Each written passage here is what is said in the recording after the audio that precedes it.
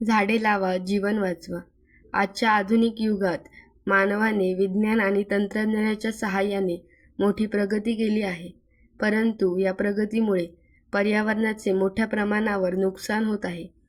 जंगलतोड, वाढते प्रदूषण आणि हवामानातील बदल यामुळे पृथ्वीवरील जीवन धोक्यात आले आहे. अशा परिस्थितीत झाडे लावा, जीवन वाचवा हा संदेश अत्यंत महत्त्वाचा ठरतो. झाडे ही निसर्गाची अमूल्य देणगी आहेत. झाडांमुळे आपल्याला शुद्ध हवा मिळते. झाडे कार्बन डायऑक्साईड शोषून घेतात आणि ऑक्सिजन सोडतात. त्यामुळे वातावरणातील प्रदूषण कमी होते. मानव, प्राणी आणि पक्षी यांच्या जीवनासाठी झाडे खूप आवश्यक आहेत. झाडांशिवाय पृथ्वीवरील जीवनाची कल्पनाही करता येत नाही. झाडे आपल्याला अनेक प्रकारे उपयोगी पडतात. झाडांपासून फळे, फुले, औषधे, लाकूड आणि इंधन मिळते. अनेक औषधे वनस्पतींपासून तयार केली जातात. झाडे पावसाला मदत करतात आणि जमिनीची धूप थांबवतात. उन्हाळ्यात झाडांची सावली आपल्याला थंडावा देते.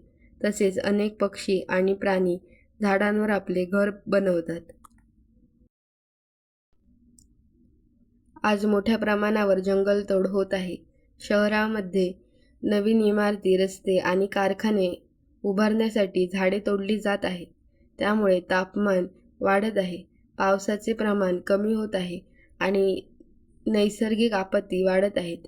ग्लोबल वॉर्मिंग ही आज जगासमोरील मोठी समस्या बनली आहे. या समस्येवर उपाय म्हणून वृक्षारोपण करणे अत्यंत गरजेचे आहे. प्रत्येकाने आपल्या आयुष्यात किमान एकतरी झाड लावले पाहिजे आणि त्याची काळजी घेतली पाहिजे.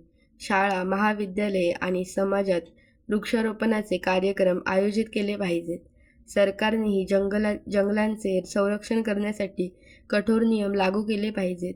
फक्त झाडे लावणे पुरेसे नाही, तर त्यांचे संगोपन करणे तितकेच महत्त्वाचे आहे. झाडे पृथ्वीचे सौंदर्य वाढवतात. हिरवीगार झाडे पाहून मन प्रसन्न होते. पर्यावरण संतुलित ठेवण्यासाठी झाडे खूप आवश्यक आहेत. जर आपण आज झाडांचे संरक्षण केले नाही, तर भविष्यात पाणी टंचाई, प्रदूषण आणि नैसर्गिक संकटांना सामोरे जावे लागेल. म्हणूनच झाडे लावा, जीवन वाचवा हा संदेश प्रत्येकाने मनापासून स्वीकारला पाहिजे. झाडे लावणे ही काळाची गरज आहे. पर्यावरणाचे रक्षण करण्यासाठी आणि पुढील पिढीचे भविष्य सुरक्षित ठेवण्यासाठी आपण सर्वांनी वृक्षारोपणाचा संकल्प केला पाहिजे. कारण झाडे आहेत तरच जीवन आहे. Thanks for watching. Please like, share and subscribe for more.